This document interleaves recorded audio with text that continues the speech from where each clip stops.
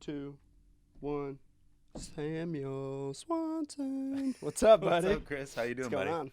Thanks for having me. It's been cool to see the first 2 episodes go Yeah, up. yeah. It's been a journey. It's Yeah. Well, it continues to be a journey. yeah, it's just the start. We're in the journey right now. It's definitely something new. It's not something that like I've always wanted to do, at least for the last few years, but something that I never thought I actually would do. Mm-hmm. And just in the last 3 weeks, I was like, let's make it happen.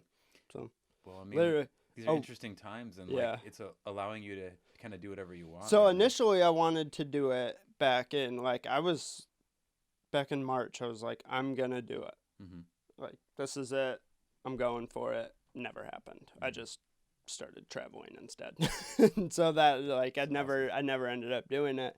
And then as the year went on, I was like, I'm gonna do it. Like I'm gonna start work towards it. And I just kept putting it off. And then one day I was like, fuck it, I'm doing it. And That's the best. I like hopped on guitarcenter.com. I found these. They were on there. I was like just hoping they'd be on there. They were on there. I was like, boom, I went there.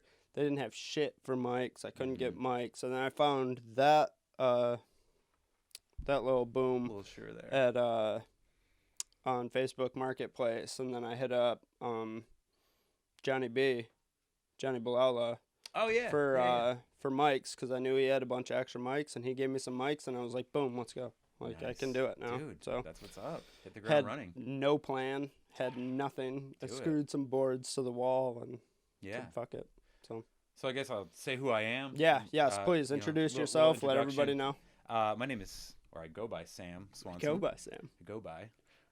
I didn't pick the name. It's just it was given to me at one point in my life. But yeah, I go by Sam Swanson, and I am friends with both of the guests that you've recently had and Yep. yourself. Yep. We've worked together in different capacities. I'm a full cover musician in the area. That's how I make my bread and butter. Pre-COVID, I'm still making. Yeah, we'll talk about that. Still making some bread and butter on that, but yeah, I consider myself just I guess I'm kind of more of an artist, but I also, it's funny because like the Indie Brothers are an integral part of like my circle here too, Yeah. and that's how I met you. But I always joke around with them that I'm the third Indie brother. Yep. I'm like the older lost brother, and I'm like torn in between them. Like Tom has the like business Yep. savvy, but he's also like the roll with it guy. Like he can roll with anything on the Yeah. fly, and that's how I am. He Like, doesn't want to, but he will. but it depends on what it is. Sometimes he's like, well, let's do Yeah, that. Like yeah. it just depends if it. And I'm like that, but I think he is. I'll give him mad cred because he's a little bit more business than me, and he's he's he got kills it. that. He's got it dialed, or at least He'll he go the pretends extra like he mile has and it learn. dialed. Then fake it till you make it. Yeah, but then Ken is equally an amazing human being, and Yeah. Ken and I really relate on that artistic side. Like it's like you were just mentioning in that last episode, like some people just like he was saying Sierra like just creates to create, right? Yeah. Like that's how I kind of roll. Like Yeah. I just have things that are stuck in here all the time, and I'm always like, I got to do this. I got to get this out of my brain. You know what I mean? And do it. So I kind of relate to both. I'm like somewhere in between those dudes. And That's why they call it a creative outlet. yeah. It's like something to get this pent up energy or thoughts or whatever, to get it out in a way to express it. Mm-hmm. You know? Yeah.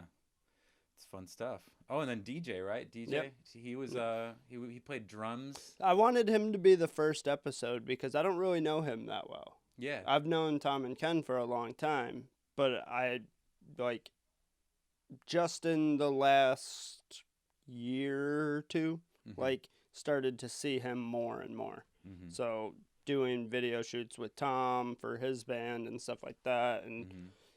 we'd go on a shoot for 12 hours. So I'd Wow. spend 12 hours straight with him and 3 other people. It's Mhm. like we start to get to know each other and like, oh, he's pretty cool and all this. So it was like, what better first episode to have than somebody that I don't really know. Mhm. And in hindsight, it might have been better to have like Tom as the first episode and loosen up There's because no I felt plan. like I was a little Yeah. stiff in that first episode. But I think it was bad. I think it came out good. I actually didn't. I actually disagree. I think that it seemed like you knew each other really well. Yeah.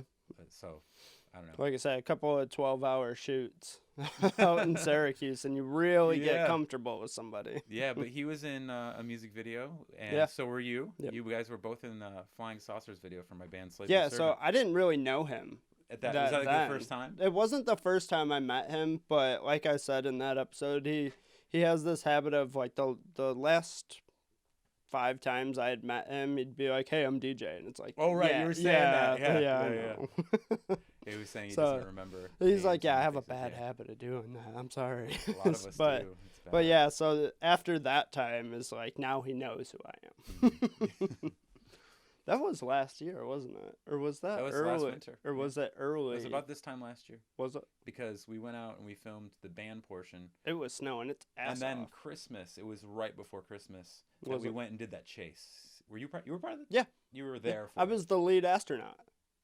I was the That's one in right. front. That's right. You were the astronaut in the video too. I was thinking Andrew, but it was both of you. Yeah, Andrew was the one in the back who slipped Dude. coming out of the door. No, I gotta give you mad thanks for that. Like you guys have, you both have been in. I pulled the alien hood off of you Yes. in the alley. yes. Yeah. I'm trying to write a video to mix the video we just shot with Flying Saucers, where it becomes the pre-story and leads up to. The What was astronaut chase. what was the one that we did in Sodus? Just like on yeah, on we the side of we the just road. Did the band shots. Yeah. Yeah. So we haven't. I'm still figuring out who and where exactly I'm going to shoot the action sequences for that, but that was for a Sade cover of Pearls. That's right. A Slave to Servant. It's Yeah. coming out on the CD that I'm about to release, as well as Flying Saucers and some other songs. But that was cool. That'll be a fun one to watch. Like he used the drone on that one too. Yep. I'm a sucker for the drone, man. Dude, I the love drone's it. great. I love the drone. Ups your game. Yeah. Yeah. I had to get a drone, and when I got one, I was like, this is fucking great. I fly my drone so much more than Tom does. I'll just go out and fly it just to have fun with it. Like, you could put tape over the sensors and get it really low to the ground and fly under things and stuff like that. It's risky, but it's so much fun. I love flying my drone. I know one of these days I'm gonna lose it someplace. Like, it's just gonna cut out and drop to earth. I've sent it up pretty high too. So let's go back. Let's go back to when you started. How did you get into music? So originally, I guess I'm not originally from Chicago, but I was born in Fargo, North Dakota. No way. Yeah, bro, Fargo. So my I'm like half Norwegian. It's my favorite show. Oh, dude, the show is awesome. It's so good. Dude, I think the show is better than the movie. Yes, so real. much better. So much better. I liked the movie, but when the show came out, and it was just by happenstance that I started watching it, and I was hooked. I watched the first 2 seasons in one sitting. Yeah. Just straight through. I haven't seen the 3rd, but I just finished the 4th, and it's so fucking good. Like, It is. I want to start. It's really good. I want to start looking up the stories to see how, like, because in the beginning of the episodes, they say that it's all, like, word for word, this is how it happened. Like, everything's the same except for the names. I want to look it up and see how accurate it really is. Like, if they're really telling the truth. Because that's what sells it for me. It's like, this really happened. So. So some of the things that seem fictitious in life that you see on a screen, you'd be surprised. Yeah. Because, I mean, sometimes real life just is saying, crazier. like, I've been through some things that you almost wouldn't believe, and you would pull laugh at. You know You what I want mean? to pull that mic up a little closer? Yeah, we can do that. There you go. That good? Yes. That good? So much better. Getting a good level? Yes. All right, cool. Yeah, no, so yeah, I guess I was born in Fargo, North Dakota. That's awesome. Shorten this up. I think I was 2 years old and lived in a trailer park. There were no jobs in like the early 80s in Fargo, and which is kind of different now. It's like total opposite now because of fracking and they have a huge like booming economy. Oh, yeah. Like McDonald's, you could make a living at McDonald's no problem in North Dakota right now. It's funny how some cities, like, I was listening to a podcast of a girl who's She worked for the Secret Service. Mm-hmm. And when she got through, they were like, you can go to New York City if you want, because nobody ever wants to be a Secret Service agent in New York City. And she's like, I would think, why not? Because that's where the UN is and everything and all this stuff. And they were like, yeah, but everybody gets paid the same. So everybody wants to be a Secret Service agent like Montana because the cost of living is so cheap. That But you're getting paid the same if you live in New York City. So you're living in like a studio apartment. So that's funny that you mentioned Montana and the Secret Service, because my ex-in-laws, they, one of them works not for the CIA or like, but is it the ATF? Is that what they call it? Like Alcohol, tobacco, and yeah, firearms. Yeah, she works for that, and they live in Montana. Oh, They moved nice. out there. It's Yeah. so funny. Yeah, but I lived in Fargo till I was 2. Moved to Illinois, like an hour and 15 minutes out of Chicago. And it's funny, I always just say Chicago, like it's just what us people Yeah. from the suburbs of Illinois say. Even if you're not like from the center of Chicago, it's like. It's funny because you don't really fly into Chicago either. Like O'Hare is in Des Plaines, which is a solid, like, I don't know, 20 minutes from the city. You know what I mean? It's in a suburb. So, but yeah, so I grew up in the suburbs and just kind of got interested in music at a really early age. I just remember being drawn, like, first kind of music I was ever into was, well, like David Jordan, against my will, I was kind of guided into music through Christian music. Yeah. And I wasn't, I for a time I was like, oh, this is cool. But then, you know, like MTV, like you'd flip the channel. Everybody, I feel like when you introduce a kid to church or like religion, Yeah. they're really into it. But as they get older, it's just like they cut it. It can be that way. I think that, well, that's a whole nother conversation because we're talking about the modern church. And Yeah. that's another fun one. But yeah, so like I always say in interviews, like the first CD I ever got, like on my own, like without any sort of influence, was or parental or church influence, was Whitney Houston's "The Bodyguard" soundtrack. And that Nice. dude, I was hooked on soul. Like I wanted to marry Whitney Houston for real. I think like, everybody wanted to marry. who didn't want to Whitney be Kevin Houston. Costner? Like, I was in 4th grade. I was like getting my proposal ready. You know? Who didn't want to be Kevin Costner? Yeah, it's Right? like Robin Whitney Hood too. Houston. I'd Shoot. rather be Kevin Costner than married to Whitney Houston, dude. Oh my gosh. But no, so I was always like drawn to R&B and hip hop, like at an early age. That was the first kind of music. Like I didn't even get into alternative music or rock music really. Like it really didn't catch my ear until I got interested in guitar, which was like in like 1996. So I kind of missed Nirvana like real time. Like really? I missed it at the moment, like when it was coming out. But what I didn't miss, and I feel very blessed, is Tupac, because I got to live through that and buy those singles, those CDs, those watch him on in Above the Rim and Poetic Justice and those films that he was in. I feel like he was such a renaissance man. Yeah, he like, was a real artist. Yo, like there's just no comparison. It's funny. A lot of people now that like didn't live through that era, but they were like, "Oh, I fucking love Tupac." And all this stuff. They think he's like this hard gangster thug. It's like Tupac went to like a ballet school. And stuff totally. Like this. Like totally. Tupac was an artist. Like he was, he wasn't this like 50 Cent raised from the streets. I mean, he was a black man, growing up in that rough time period in cities and stuff. But he also went to ballet school and music schools. Totally. Yeah, he was a real artist. He wrote poetry and stuff like that. So. Yeah, he was in Shakespearean plays. Yeah. Yeah, he was really, again, I just use the word and I love the word, and I consider him to be a huge influence on me. One of the biggest is a Renaissance man. And that's what I like that word too. That's what I want to be, like that's what I aim to be. Like I want to be part of something and contribute to some sort of collective or community. And what I love about him is like he spit it, like he just told it like he saw it and he didn't sugarcoat it. Yeah. And people took offense at the time. They didn't really get it. It's like you listen to those songs and people would be like, he's calling women bitches and how can he do that when he's using Keep Your Head Up and Dear Mama, and it's like That he's not necessarily calling women bitches. Yeah.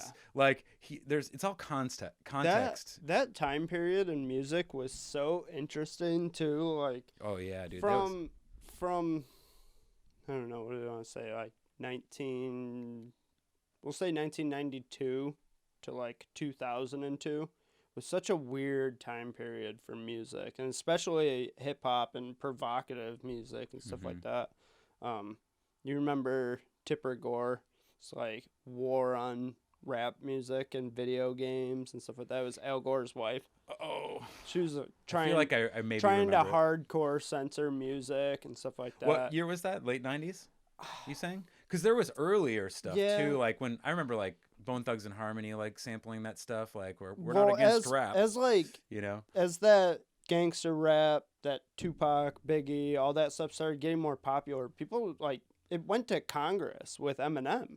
Like Oh, they were trying to censor. censor music Sure, to sure. such a crazy You know point. what? And it's like it's the Wild West of music. You know that what's funny time about period. that? Like, is like, you know, you go to Walmart and you can't buy like a parental advisory CD. I used to, like back in the day. what I I'm saying remember is, like, when we could get them there. You couldn't get them at Walmart. You could Yeah. get them at, I think you could get them at like Target. Back in the day, you could. Like 2000 and I do remember seeing a couple parental advisory CDs Yeah. in Walmart, and I think it was by accident. Like I remember, like I'm a super nerd, but like I remember the Mallrats soundtrack in the soundtrack section because I was always going. My mom would go Yeah. shopping. I'd be in the, checking out CDs and reading the back. And my sister got my mom to buy her a Limp Bizkit CD. maybe back it got in- snuck in. Yeah, back- maybe it got snuck in, but I think it was remember, edited, bro. Remember like, they had the headphones there, and you could scan the bottom of the CD Yep. and listen to it and everything. I so remember there always I being. think it was Kmart, bro. But you 'Cause need- Kmart could have both. Nah, because we didn't have a Kmart here. Well, anyway, my understanding was, and from maybe there was some that slipped in here Yeah. and there, so we'll just I accept think that. I think they had it, but for a very brief period Yeah. of time, because I know they haven't done that. For But a the irony long of the whole time. situation is like they have all the edited versions, right? These Yeah. like radio friendly like versions. radio. But isn't that same? What's the difference between a parental advisory CD with, explicit lyrics or a rated R film with nudity and probably worse? Yeah. Like you're getting audio and visual. Well, with this that, was you know what I mean? this Like, is what I was getting at is my sister convinced my mom to get that hot dog flavored water Limp Bizkit yeah. CD. Yeah. And she's like, hot dog flavored water? Like, Oh, what the yeah, hell is it's that? disgusting. She bought the CD. Well, then my sister was bumping the CD, and she's like, whoa! Like, nope, that CD went bye-bye. I think she snapped that thing in half. And we got that at Walmart. And I think that Walmart had, they had parental advisory CDs for a period of time. But things like that happened where parents were buying CDs for their kids were bumping it. And this is the era that I'm talking about. Yeah. Like, it was kind of where music really started getting provocative and parents started realizing this. And that's when Walmart and all these places took those CDs out. Right. So go back to like 1996. So Yeah. 1996, over the summer, is when I really started to get into. I wanted to learn how to play guitar all of a sudden, and I was kind of like getting into rock music. I remember Rage Against the Machine's Evil Empire was a huge catalyst for me. Never mind, like I got into that in like 95, 96, somewhere in there, and that was like the first thing that started to pull me away from rap. Not away entirely, but just like, oh, what's this kind of thing? You know what I mean? Like I wasn't into loud guitars, you know what I mean? Like Yeah. I was into the smooth, that G-funk, that Puff Daddy, like those productions, like all those producers, I'm a Teddy gang- Riley, I like Gangstar and Wu-Tang. Warren G, like all those Dog Pound, like those kind of groups, like I was into smooth music, you know what I mean? Yeah. I like that kind of vibe. So it took a little while to get into, but like Smashing Pumpkins, Nirvana, Rage Against the Machine, Red Hot Chili Peppers, like stuff like that. And I picked up a guitar and I learned a couple chords and I just kept learning throughout 96. And then as I really started to progress and started to jam with my best friend on drums and learn how to annoy our parents essentially, like in a garage, like poor parents, like the things they all dealt with, like. But that was like fall of '96. So that was when Tupac died. Yeah. And I find it kind of funny because that was when I pretty much made the big jump. I was like, I kind of was in my hip hop R&B phase, and I still had all those CDs and stuff, but I just like flipped a switch and got into rock music. And another one that came right after that, probably one of the biggest impactful ones, was Sublime. Oh yeah. Sublime really like got me into punk and ska, and allowed me, and Goldfinger, I would say Goldfinger, and then that got me into more of the underground side of it, like No Effects. And I love No Effects. Yeah. Punk in Drublic is by far like top 10 for me. Yeah. Like, amazing record. But yeah, so got into that, and then slowly throughout like high school, as I got into high school, it was like all punk, and then I started going to Warped Tour. Like, What year? What year was your freshman year? freshman year was technically, I went into freshman year '97 '97. and finished at '98. So yeah, that was like still that like ska punk kind of vibe. Yeah. But I went to my first Warped Tour the year that I got my license, in 1999. And so I got to see like Blink-182 on Enema of the State. Yeah. And Oh my Eminem. I got to see God. Eminem, Ice-T, like Less Than Jake. Yeah. That, That was again golden age of that was music. That was like, and my friends that went to Warped Tour like before me, like they were like, this sucks, like compared to last year. I'd be like, this is pretty dope. Like, everybody says that. You know what? I say that about music festivals that I used to go to. Is like, you guys have no idea. This sucks. well, and I don't know if it changed as a whole, like the Warped Tour, but like the year before, here's the difference in Chicago. The Chicago date was specifically at the United Center in '98 and before. And I guess that setup was so much better in that parking lot. I will say that is a thing, though. Music festivals like that really have gone downhill.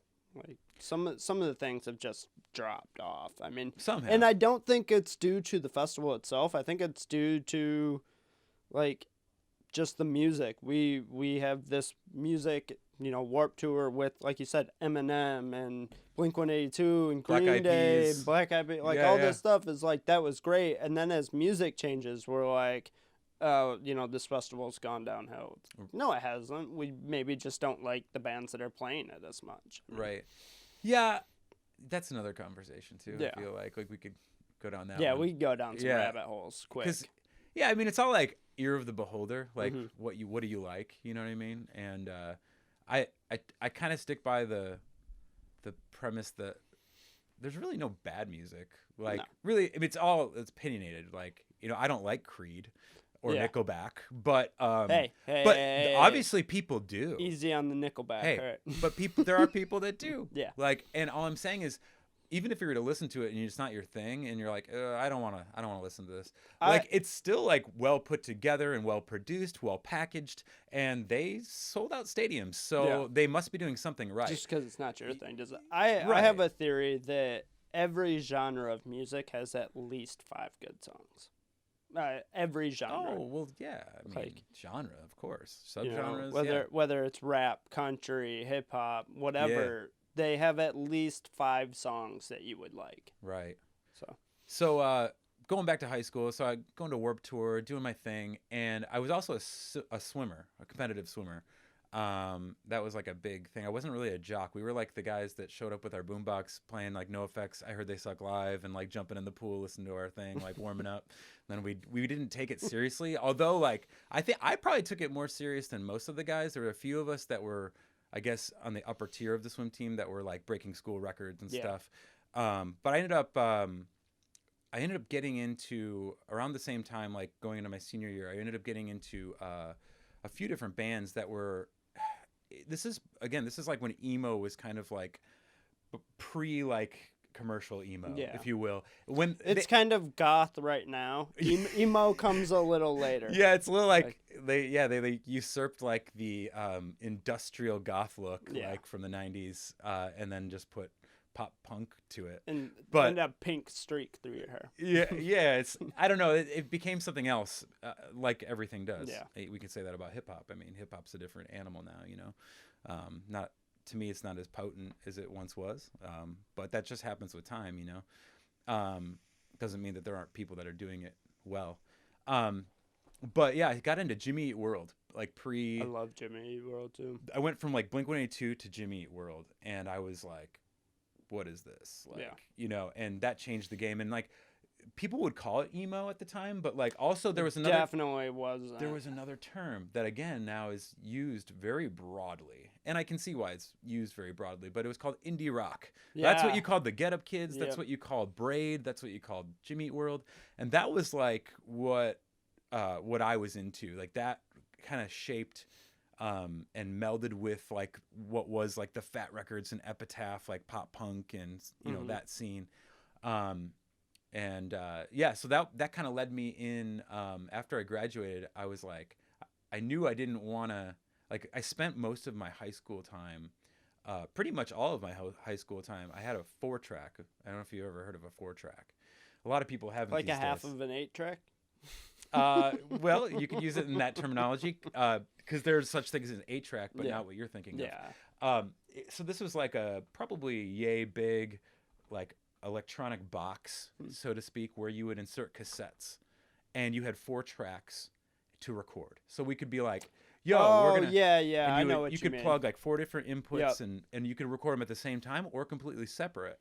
But when you took the tape out and you put it on the stereo, tracks 1 and 2 were like left, tracks 3 and 4 were right. So you had to bounce it into a stereo mix onto another cassette for it to play normal, so everything was stereo. Kind of like when I was talking to Tom about deck-to-deck video editing. Right, yeah, We it's had very that, similar, where yeah. you put in the tape from your camera that you recorded everything, and then an empty VHS, and it would, connect to the TV, and you play it through, you see the clip you want, you rewind, and then you hit record, and it'll transfer. Right. So, yeah, it's kind of similar. So Yeah. these were, for, lack of a better term, like the first, like, home studios, right? Like, it was like your precursor to going to a studio. It's like you could kind of figure it out yourself a little bit.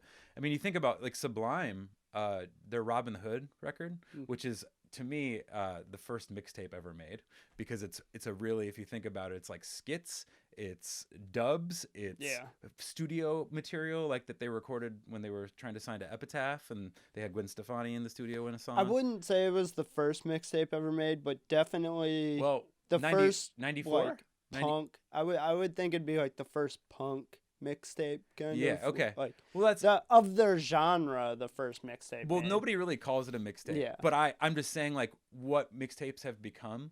I feel like that's kind of like the model. I feel like they kind of did it before most people. But it'd be like if a band, instead of a rapper making a mixtape, a band made a mixtape. That's Robin the Hood's like the birthing for that. But anyway, what I'm trying to say is a lot of those are 4-track recordings. Most of Robin the Hood is on 4-track that they did in their own little living room.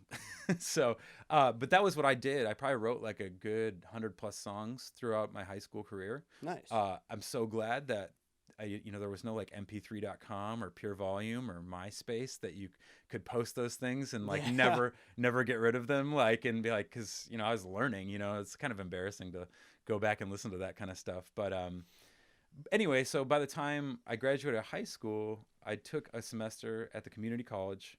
I was just gonna go to be like a kindergarten teacher or like first grade teacher or something like that. Like I'm good with kids. I don't know. I'm kind of a big kid, so I have kids, But so I went there for a semester, and something that happened during that first semester, this is 2001, within the first week and a half or two, 9/11 happened. Ooh, yeah. And that to me was like a wake up call. Like, what do I want to be doing with my life? It was kind of like, life could end tomorrow, and this is it was becoming a very fearful. It was a crazy time. Society, almost comparable to like right now. Like I was young, but not so young that I felt like I knew what was going on. I got up early every morning, and we were watching the news with the press conferences with the 5-star generals and the president, and like I knew what was happening, and I knew that everything was different after that. Like things were not the same. Right. Well, I was in philosophy class, and they just told us to go home, and we walked out, and I drove all the way home and to my parents' house, and my mom had the TV on. I'm like, what? They didn't tell us. Everybody They just had said the there was an TVA. emergency, like the World Trade Yeah. Center. I'm like, what? And then I And went there home and was- I saw it happen on that second crash on TV. I was like, Yeah. what? Yep. Like I made it, like it was nuts. But You didn't even know what to think about it, like what to make of it. You know, Right. it's not like now if something happens, if anything happens, everybody in the world knows about it instantly now. Like, Mhm. you know, if frickin' Chris Brown beats Rihanna, everybody in the world I didn't even have knows a, you know, about that it. that's some good context Yeah. because I didn't have a cell phone. Yeah, then. nobody I didn't fucking even knew own a what cell happened. phone for another like month or two after that. Like this is 2001. But anyway, so that was like a big catalyst for me to like reevaluate. Like, you know, I really am not paying attention all that much. Like I should be in class, and I was writing songs, and like when I'd get an idea, again to context here, but like I'm dating myself, but I had a cassette like tape recorder. What are you doing? Get out. But I had a cassette recorder, and I would run like I'd walk to the bathroom and I'd be like hum my idea like that I got randomly in the middle of class. You know what I mean? And so I found myself more so concentrating on that than actually, you know, school. Yeah. So I decided after a semester, I pretty much failed 2 classes, and the only class that one I stopped going to, the other one I just rightfully failed.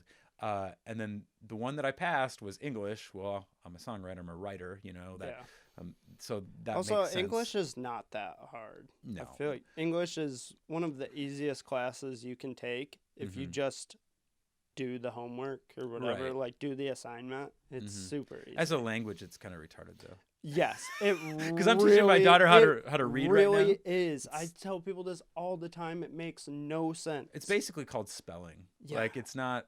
It's It's so dumb. I mean, wow. Yeah, it is. It's really confusing. Like for people, like we've grown accustomed to it, but it's really it's so simple, but it's so complicated at the same time. There's all the other languages in the world speak in like phrases. They speak properly and they speak in phrases, and that's why. And I think it's so ignorant when someone from another country starts learning English and they Right. misspeak it because the translation doesn't translate, and everyone's Right. like, "Oh, you're an idiot." Well, It's we like, call it English, but it's not even really true No. English either, like from yeah. the original, like It's so what English bad. was. But no, anyway, so I basically after one semester I was like, all right, whatever, and I was recording.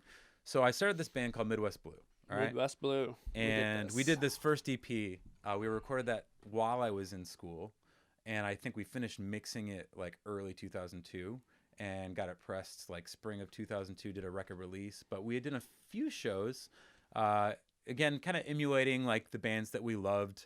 Oh Like, my god. oh, you see that? Oh my god. I can't believe I didn't see that earlier. Anyway, so yeah, it was like that indie rock kind of emo, but it was really like, With the shell necklaces too. Oh, Oh, shit, yeah. man. so yeah, dating myself. So anyway, we did this EP and we did it live. We didn't play to a click. Mhm. And I had done a demo in Chicago, an analog demo for. Are you still in Chicago at this time or still in Yeah, Illinois? this is all like McHenry, Illinois, like Okay. McHenry County. That's where I was I from. know how it works with the cities. Like my brother lives in Sandy Springs, but it's Sandy Springs, Atlanta, Georgia. Okay. So he lives in Atlanta, but he lives in a suburb of Atlanta at Yeah, of Sandy course. Springs. So Yeah, I you're get it. living just outside of Chicago. Yeah, right. I understand how that works Yeah. too. So you live in Roswell, you live in Atlanta, you know, whatever. Yeah. But yeah, or so anyway, I'm trying to think. I might have to edit this part. Do you edit? Nope. You don't? I mean, we can. Yeah. Well, we I can. know that you had with was that your dad? Yeah. Shut up. Cool. Anyway, so yeah, we did this thing. We plugged in and we played. We didn't do a metronome, and we could have, but we didn't, and it shows. And not only does it show, I did all my vocals in like one day. Mhm.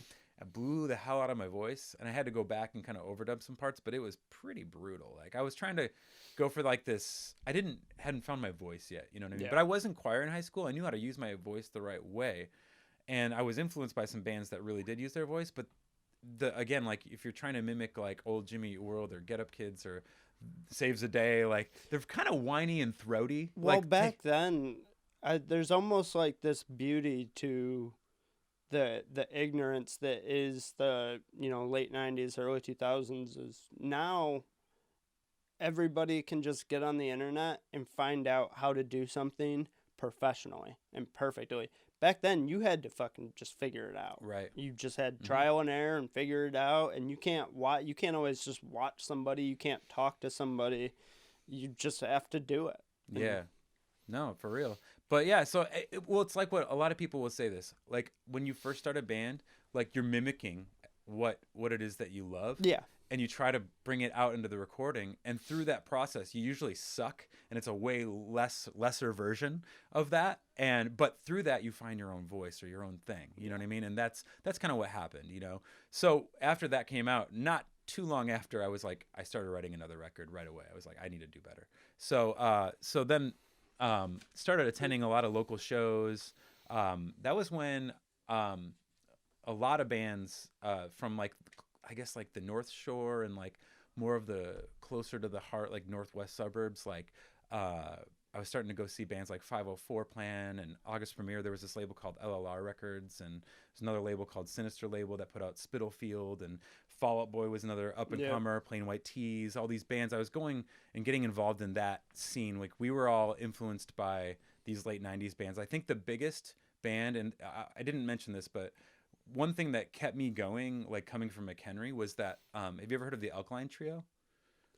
Yes, but not okay. Well, like the Alkaline, too familiar. The Alkaline Trio, the lead singer, the guy who started it, is from McHenry. Graduated from the same school as me, but like 7 years before me. His name is Matt Skiba. He's also now in Blink-182. Oh. He's Tom DeLonge's replacement. Yeah. So the last two Blink records have him on it. Anyway, that being said, Alkaline Trio was having a lot of success at the time. They had signed to Vagrant. They were on tour with all these bands, going on tour with Blink-182, etc. And so that was like, whoa, somebody from my hometown did it. You know what I mean? Like, I could do this. Like, I could do this. There's hope. You know what I mean? So that was like kind of one of the other catalysts that kept me going too. So I made this record, did this one called Remembering to Forget with Midwest Blue, and kind of reinvented myself. And it's a lot better. There's a little more like radio viability to it, if I can say that. But it's pretty poppy. Like this one wasn't so. It was really raw. But anyway, that was the record. And this is another thing. It's like when you record a record as an artist, a lot of times you don't release it right away, especially back then when you had to wait to find a label, wait to find somebody to press it, you know what I mean? Or you're pressing it yourself, it takes time. Or just to get the money to do it, Yo, dude, now people just like record something and upload it, boom. Yeah. It's a different place, you know? Yeah, I mean, we don't actually physically have to print anything anymore. Right. Everything's digital, which... I still buy CDs from time to time. When I come across a CD that I like, I'm getting it right away. Or I like that they've started remaking vinyl and stuff, because I love to own the hard copy of something.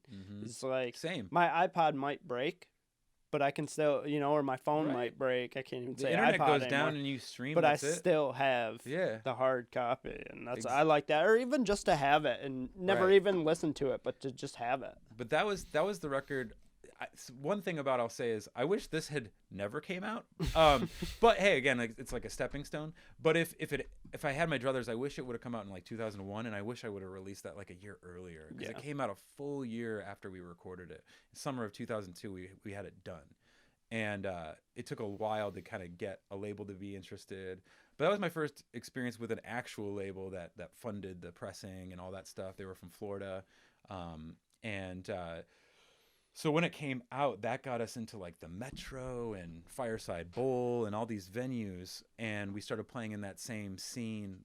And right at that time, when this came out, that was right when Fall Out Boy dropped "Take This to Your Grave" on Fuel by Ramen, and that was like that and Spitalfield's "Remember Right Now" were like the game changers, I feel, in our scene, or at least the first ones that really did something. And prior to them, there was a band called Knockout. We were playing with them a lot too, and the drummer went on to play with Plain White Tees. but yeah, so I was playing in that scene. That's 2003, Midwest Blue, and then we did this EP. We recorded it in 2003. It came out in 2004 on Johann's Face Records, which is, I guess they did the first like Alkaline Trio 7-inch and Smoking Popes material. But oh shit. Oh yeah, it's a clear CD. Oh shit. Anyway, so we did I that. was like, there's nothing in here, but damn, that's sick. I want to see if you can answer this question for me, because I feel like I didn't get a really clear answer from DJ. Yeah. What's the difference between an EP and an album? I was going to mention that. I'm so glad you brought that up. So an EP and an LP. So an LP stands for long play. Okay. Long play, it actually more so has to do with time than it does how many songs. He was saying that it has to do with both. Mm-hmm. I feel like it should. I think he said EP is number of songs, and the number of songs is kind of a secondary, and it's more about the actual play time. Okay. It's about, because it has play. How much time it takes up on the CD? It's about the time increments. So like a LP is a long play, which is usually over a half hour, although some are at like 28 minutes. So like they can still be considered a full length. You know what I mean? Like Weezer's Green album is like 28 minutes or something. Yeah. It's not even a whole half hour. It's 10 songs. So they consider it an album, but technically it could be. So it has to be a half hour to be considered an album? It was supposed to be that way. To be considered an album? A long play. EP stands for extended play, which is kind of an extension of a single. Okay. So like a lot of singles, you'll get like 3 songs or 4 songs on them, 5 songs, 6 songs even. Yeah. And when it's under a half hour, that's considered an EP usually. Okay. But it's not a single. So singles, you're usually like 2 tracks. Usually. So the single to LP, that in between, is an EP.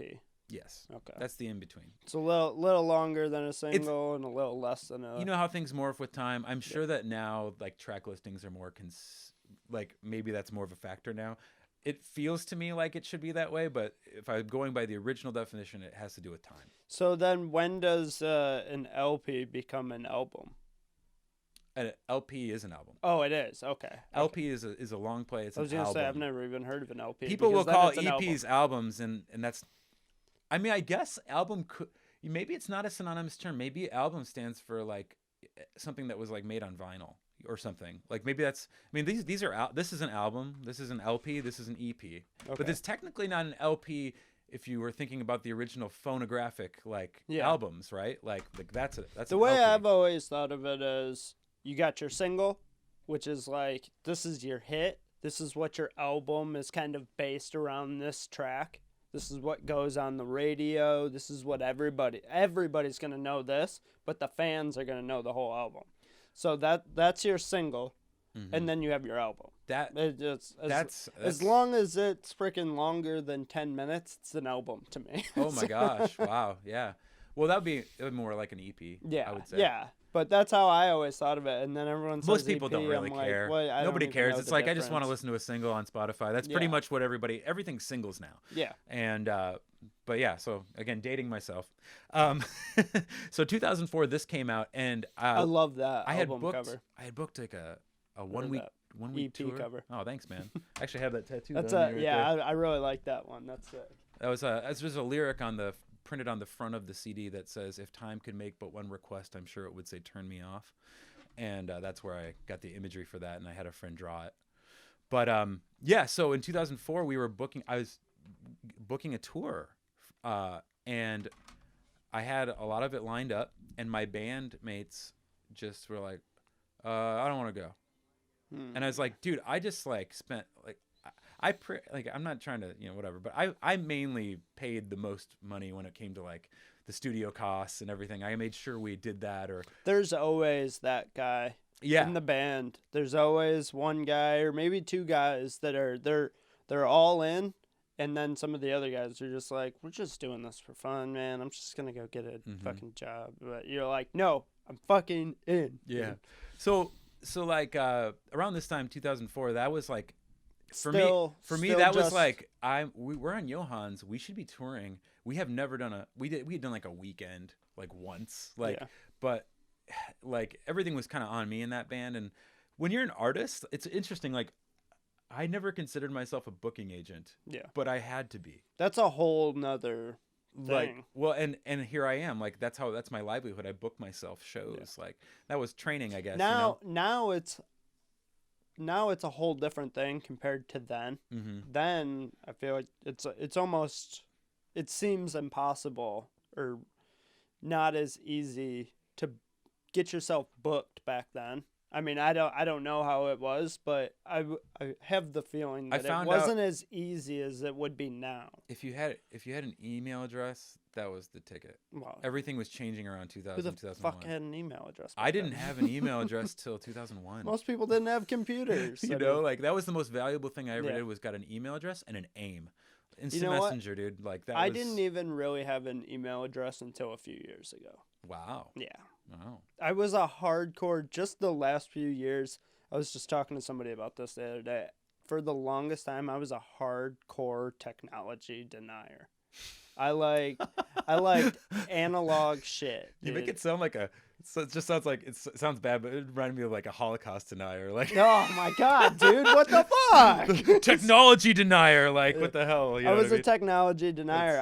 Oh my god. I refused to. It sounds so serious when you say denier. I had flip phones up until like 2013, 14. I had a fucking flip phone still. Oh. And then that's cool though. I respect that. Not really like getting into it, but then I kind of saw the writing on the wall as like I am so far behind the 8 ball right now. So I just started playing catch up, and I feel like I've made it up past a few people now. Yeah. So in 2004, I'll just go back. 2004 band was like, it was like, okay, well, I had already had this side band that I had started. Oh, this is what you're still just playing right around Chicago. Yep. The Chicago area. Yep. Okay. And I had started on the side. I had started a band called Dorm Life. Now this was like when Dashboard. That's a dope name. Thanks, man. That was my dorm life, right? Yeah. Like music was my college. That was kind of like the meaning behind it. Was back everybody else was in school. Back then, like comedians would base their specials and stuff off of, or bits off of what was happening in college dorms back then. I was just listening to this the other day. These guys, who the fuck was it? Maybe Jim Gaffigan, the comedian? Yeah. He had a bit about Hot Pockets. It's like a yeah, very yeah. famous I have that bit CD. of his. I have that CD. Yeah. It's he wrote that bit because he knew that like college kids, that's his demographic, sitting in their dorm eating Hot Pockets would get a fucking kick out of it. And for sure. So that's they did. That's the demographic that everybody like kind of strives for, is like the college kid, but that's funny. Now it's kind of gone a little lower than that, which I think is weird. But so like in 2003 when I was doing Midwest Blue, when we were like with that Remember to Forget CD before this one, I had started this acoustic project called Dorm Life. Mm-hmm. And one thing that was huge at the time was Dashboard Confessional. You ever heard of Dashboard? Yep. So it was this acoustic more... I was well into like music at this point. Okay. Yeah.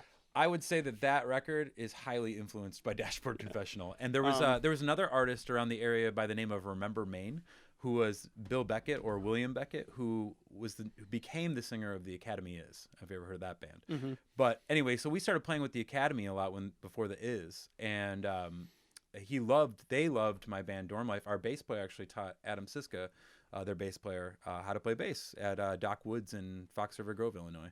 But anyway, so it took, again, going with this whole trend of, wow, we recorded something a long time ago and it comes out way later. Like, again, I wish that would have come out in like 2004, but it came out in 2005. And so the reason I got that project together, I made that my main thing because there was just 3 of us. They wanted to tour. And my other guys in Midwest Blue was like, whatever. I'm like, all right, I'm trying something else. And so that was an acoustic band. There was not anything that Dorm Life ever did. There was never an electric guitar involved. Yeah, always acoustic based. And so we went on tour. We did a 1-week jaunt to Florida, and it was, I guess it was almost 2 weeks, but like we went down to Florida and we ended up like with enough money to basically pay for gas like the whole way back. We had managed to crash on people's floors, or there was one place that actually had like a motel attached to it that they let us have free lodging. And so we drove back from Florida like in like 2 days, after like probably like 7 shows or something like that. Um, and I Did you remember play on the way down there, or did you just all the go way to? down, and then we pretty much drove all the way Okay. back. But it was like we each probably, after it was all said and done, we put in like $30 in the tank each. Like that's like pretty good. Yeah, Breaking even to go travel and play I music. feel like at that stage, the point of touring is not the moneymaker, but Right. to branch out. Right. It's trying Because to if get you stay in your bubble, yeah. people are only ever going to know you in your bubble. Right. So in my mind at that time, we hadn't quite released this record yet. It was, we were in the process of like getting it pressed, getting some merch made. We had nothing when we went on that first tour, and I was like, well, I booked that tour myself with a couple buddies helping me with a couple locations, and we went like about $100 in the hole to Florida and back, like, and we didn't even play on the way back. So I was like, in my mind, sky was the limit. Like, let's do a whole month. Let's do this. So then I hired an agency to book us, and it was kind of a disaster. There was like cancellations, less pay than I had gotten. Although, you know, we got to play in like New York City, played the Knitting Factory, played like the bottom level knitting, Nice. the old office. It was nothing to brag about. Got paid in drink tickets. You know what I mean? Um, but yeah, it was an adventure. It's one of those things you look back at and you're like, during the time it wasn't necessarily the most pleasant thing, but when like in hindsight you're like, man, we learned a lot on that tour. Yeah. It's like, you know, you never really necessarily enjoy the hard trials, but like it's like, man, that really shaped me. But after that, we definitely each put in a good amount after that tour, like into the tank. It was like a lot more significant, and we were like, yeah, we can't go on tour for a while. Like, no way. So so we came back. Our I just CD. want to say that's so classic New York City, like club to be like, yeah, we're gonna pay you in drink tickets. Yeah, totally. But you know, we were young. I think I was like 22 at the time. Yeah. But so we came back, and one of the other bummers was our CDs were supposed to be manufactured, and they didn't come in time. So we left without anything to sell, like to represent our band. And I had these. I was like selling Midwest Blues CDs, and like, they're like, who's Midwest Blues? Like, you know, Which is such a buzzkill too, because especially at that time, having CDs or shirts or anything would have Right. made a killing in New York City. It would- Potentially. Well, yeah. I mean, and at the time, like, that was like, it was interesting. Like, I was kind of starting all over, but like, you know, my friends in the Academy were on tour with like Fall Out Boy and Midtown, and Gym Class Heroes were like just up and coming and stuff. They're from around this area, but right west of here. yeah. But yeah, it was. I was like, I was just watching people do it, and I was like, man, I feel like I could do it. You know what I mean? So tried it, and so then we came back. We did a lot of local shows for like 2 years, pretty much, and made another record. But during that time, we had like, I don't know, I had all these unreleased like songs by Midwest Blue that didn't come out when we probably like 6 other songs. So what we did was we made this compilation of the Alarm Clock EP, and then those songs, like 6 other bonus tracks, like a collection, and we put that out, and we did a record release show and reunion show. Your album covers so far are so on point with the time period. Like they're fucking great. Thanks. I like Midwest Blue Side. Blue Sides, B sides, whatever. Yeah. But yeah, so our friend's August premiere, we did like a benefit show for a friend of ours who had cancer, and it actually happened to be the last show that he got to go to, because he died from brain cancer like a month later. But so we raised like, I feel like $1,600 like at that show for him or something like that. Handed it to him. It was like one of the last times I ever saw him. But put that out in like 2006, like very end of 2006, and just for the heck of it. And then 2007, we put this guy out, and this is probably that again. You're pumping them out right now, year after year. You're really getting them out there. That's just like I said, man. I'm an artist. Like, yeah. I have something stuck in my brain all the time, and I want to get it out. You know what I mean? But that one is probably, for any of my friends from Chicago, that's probably the one that people know me for, I guess. We had more of a following, and I think that's probably the best out of all these old releases as far as the production and everything. So my buddy Brian Peters produced it, and he's like a jazz guru. Like he played with Paul Wertico from Pat Metheny Group in a trio, and but yeah, it's a really poppy record. We went on tour in 2008 for a month, and we did the West Coast, touring on that record, and it was another kind of disastrous situation, kind of like the East Coast thing in 2005. Except this was a little different because we had a different bass player that had joined the band after our bass player that played on the record. He was actually the same bass player played on all our records, but after a while he just lost interest in even playing live. Yeah. He pretty much did me the favor of like playing on the records because he's so good. And then we had Ryan from Midwest Blue play. And basically what happened was my sister had joined the band. We weren't a trio anymore, and she played. Is that who's on the back of this one? Yeah, that's my sis. Yeah, she's sick. She's an amazing piano player. I love the piano. I think totally. like the piano and the violin are dope. Totally.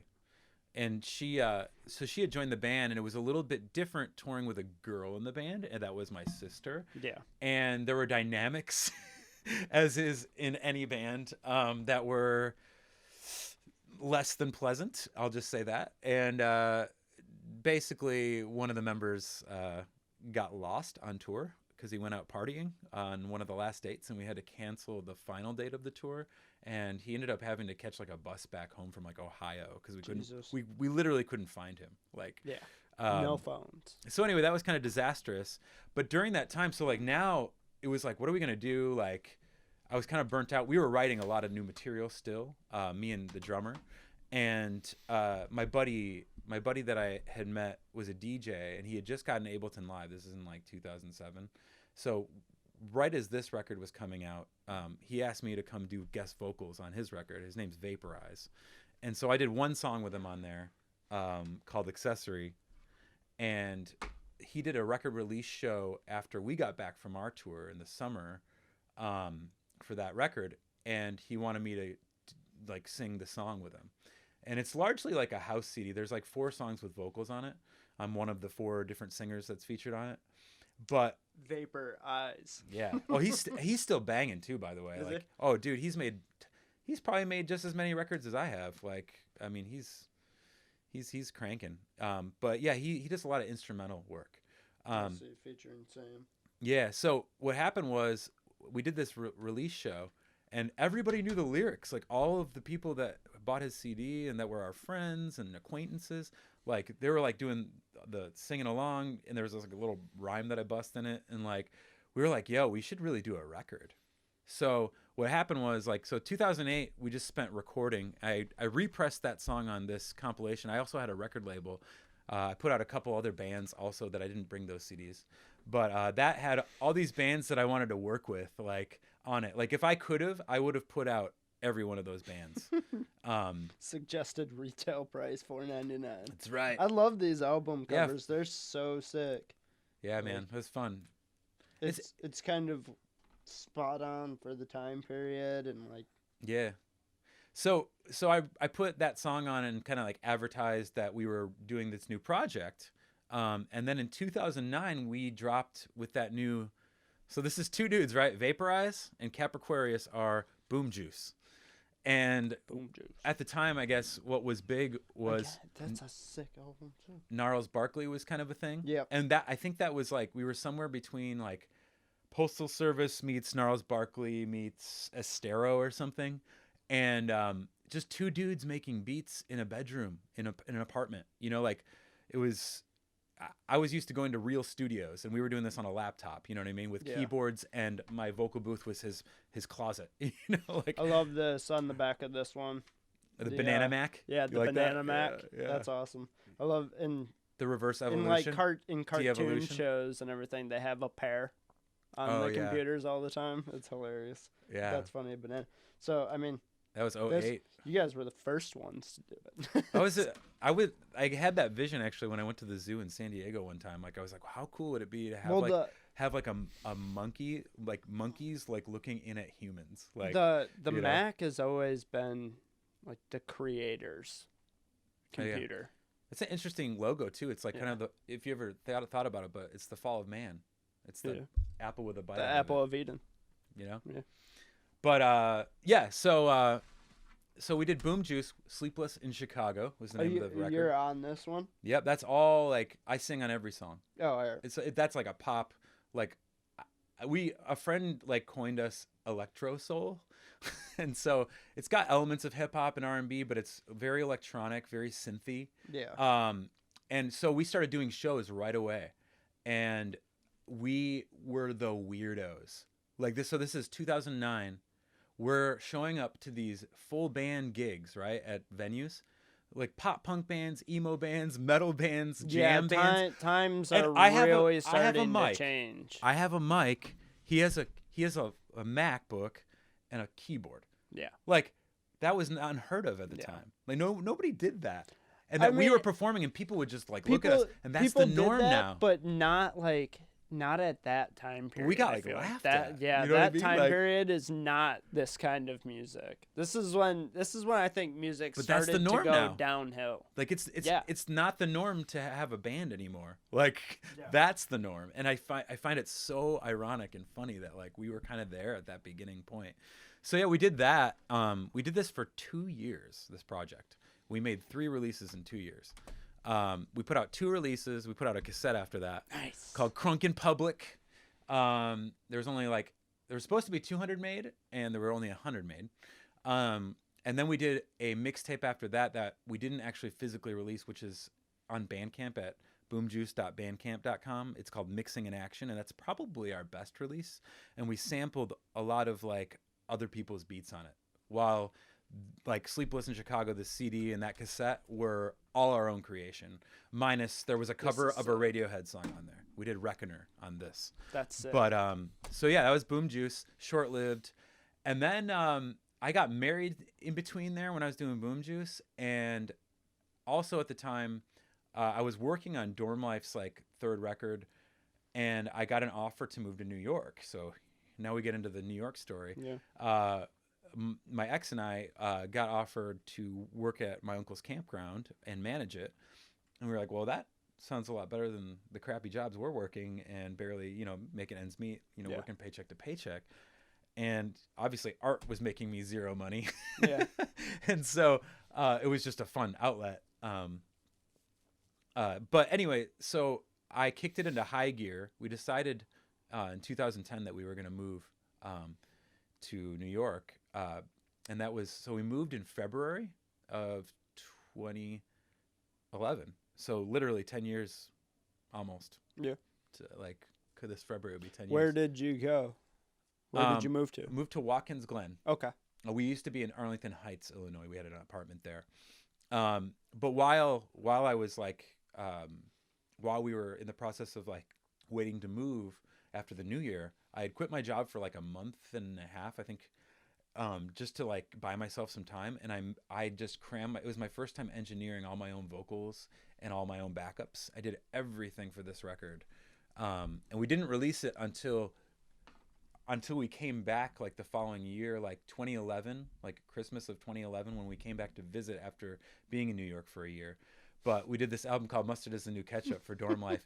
And to me, like, that's my favorite of them all. I think most people like Roses Are Blue. Like, that's the one that people really connected with. And I think Mustard is the new ketchup. I love that. and I think Roses Are Blue, the production is better, and the drums were edited better, because our drummer had some timing issues. But my vocal performance on that was like next level. Like I had all that boot camp doing Boom Juice on top of being in bands, and I really got to like develop my voice even more. So I was really proud of that. We had a B-side that came out from this record that we didn't put on the CD, and we did a split 7-inch with a band called Dr. Manhattan. They were on Vagrant for a little while. And then they did an album called Jam Dreams with Chris Conley from Saves the Day. And they had some B-sides. And so that song Hot Sauce was a B-side from their album Jam Dreams, and then that's a B-side from our album Mustard is the New Ketchup. It's called Weak Sauce. Yeah. So, and you can keep that. That's for you, buddy. Really? Yeah. I was gonna say, do you have more of these? Because I want one. These are sick. Hell yeah. That's all you. It's red vinyl too. It's like transparent red vinyl. Sick. Yeah, I'm a fucking vinyl nerd. Yeah, I love it. There's a little hidden. Even just to have the art, you know. Dude, like, I know. It's something that's so lost now. It's like an antiquated way of living, but I'm the same way.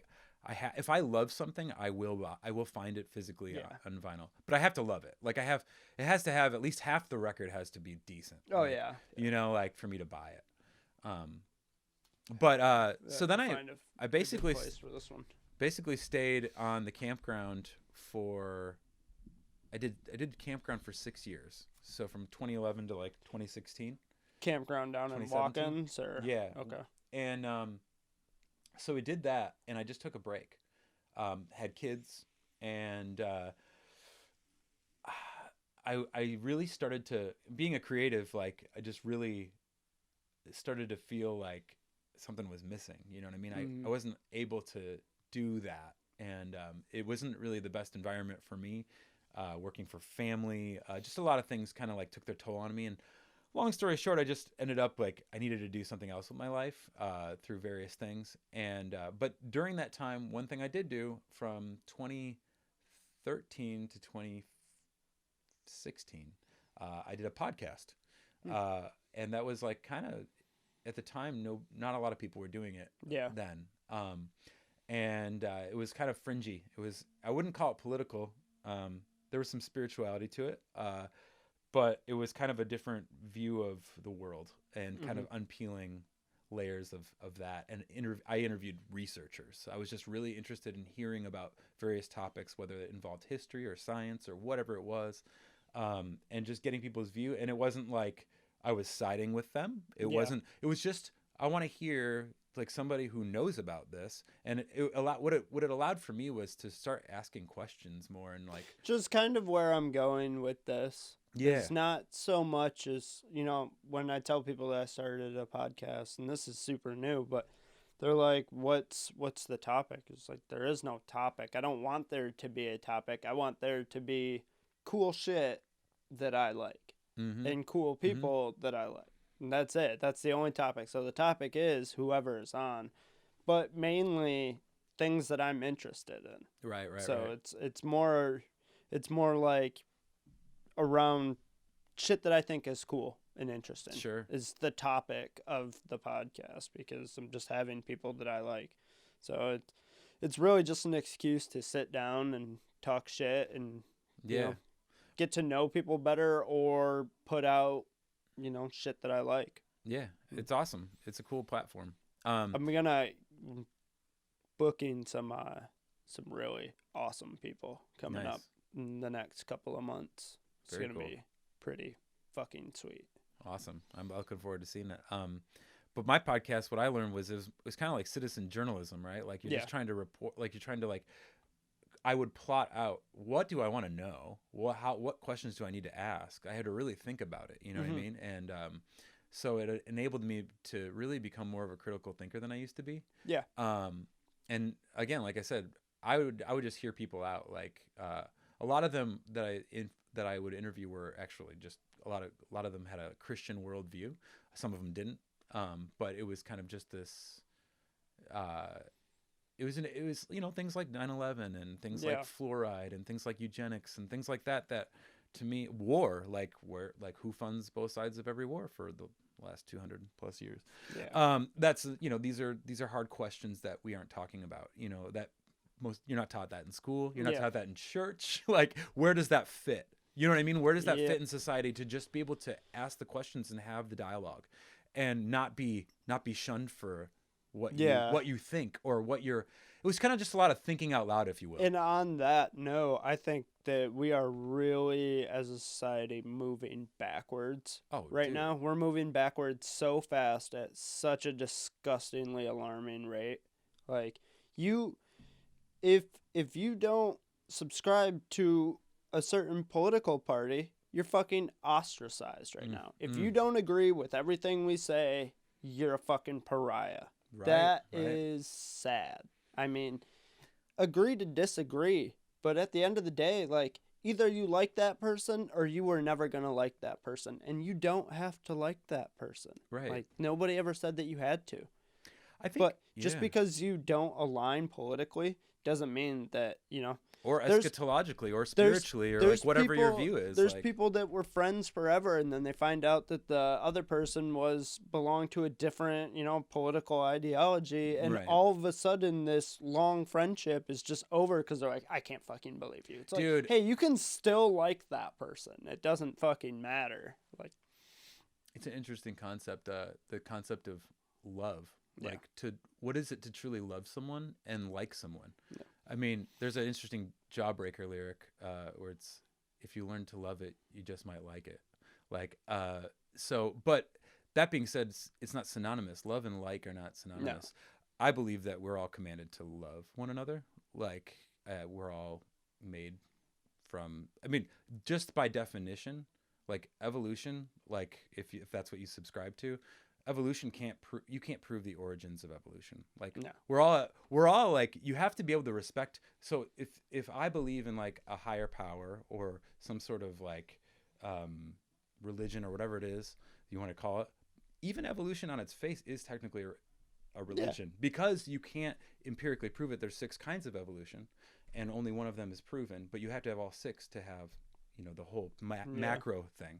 But what I'm saying is that we're all supernatural. By definition, we're all we're all metaphysical. People don't realize this is a miracle. Stardust. You can dude, like, that's what I'm saying. And so like that in itself should allow you to see that everyone is a miracle.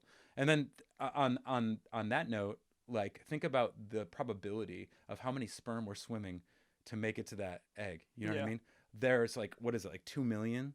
Like, I think who the fuck knows? I think it's like 2 million. Maybe it's I don't remember, but it's a significant number. And you made it. You and I, we made it. We won.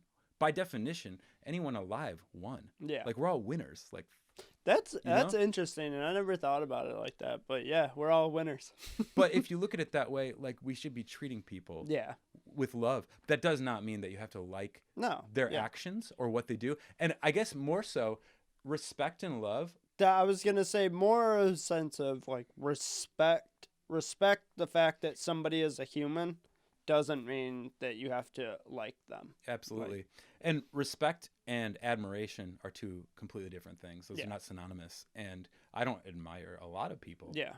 But I respect them and I love them. Love is a choice and an action. I'll be so bold as to say that maybe I don't respect them, but I will show them respect in a moment. I won't be outright.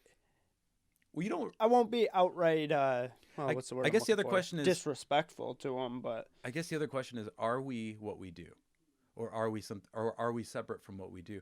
I tend to identify. That's also interesting. Yeah, that's what I'm saying. Like, we are asked at an early age, like, what do you want to be when you grow up? Which kind of insinuates. Stupid question. Well, think about that. What do you want to be? Like, you are what you do. Yeah. We're like, that's our value. That's why, like, during this pandemic, like, you have so many people killing themselves. Yeah. I'm like, kind of opposed to the lockdowns. Me too. I was just talking to the girl that I'm trying to get on, and she said she's going to come on in mid-December. But she's a mental health expert and that's awesome. Addiction specialist. Mm-hmm. So she's going to be coming on. And she's a fucking rock star. She's Dude, so awesome. I am really stoked that you share that view with me. Yeah, she's so fucking sweet. But I was and talking that you're going to have her, somebody talk about it. Yeah, I was talking to her because she's like, we should be locked down. She's kind of for it, but at the same time, she understands that, like, because she's a mental health specialist and addiction specialist, she's like, we're kind of fucking people up too. And I was like, that's exactly. I'm kind of opposed to locking down because, some people have a significant other that they really love, and they have kids, and they like, being together, and they have somebody, even if they're always at each other. Yeah. Maybe it's better than being alone. Yeah. And people that are just locked down, and like the people in New York City, dude, it's got to be so bad that, I mean, I can't imagine, but some people are just alone. And I'll go out and say the majority of people are just alone. And they might not have all the same resources that other people have that are alone. And it's got to be tough. And, I mean, I think it was even maybe the WHO or the CDC was like, hey, the cure can't be worse than the disease. Like, locking down people, like, mental health crisis and addiction crisis is fucking going through the last roof. I read, and I don't know if everything you see is true, I haven't like extensively researched it, which is why I'm really excited to hear what your friend has to say. But I had heard that it was like the suicide rate is doubled. Oh yeah, It's like yeah, 200%, like, or something like that. Like, I was talking to somebody that's a cop, and he said that fuck, where is he? I can't remember what city he's in.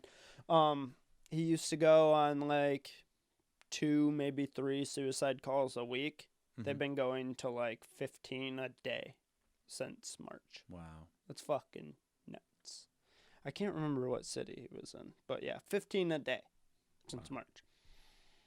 That's nuts. dang, man. Yeah. And I just think that, like, the government is kind of trying to step on the Constitution right now. And I mean, there's people in the streets calling for stepping on the Constitution, which, fuck that. You know, I'm not down for that. Anybody that wants to have any political view, but you calling for, like, the destruction of the Constitution, you can only do that because of the Constitution. You have the freedom to go out in the street and say, fuck what this country stands for, and not get fucking thrown in prison for it. That's interesting. Because you don't have that freedom in England. You don't have that freedom in, like, you can't speak against the government like that publicly in England. You get fucking locked up for that shit, or at least fines and stuff. Certainly China. Yeah. Certainly China. I yeah, mean, but fucking, hey, China. China's a whole nother thing. I could talk forever. Just making sure. Oh, yeah. How we doing on that? Want to make sure you're still going. Yeah, we're good. We'll take a break right here. Okay, just cool. for a minute.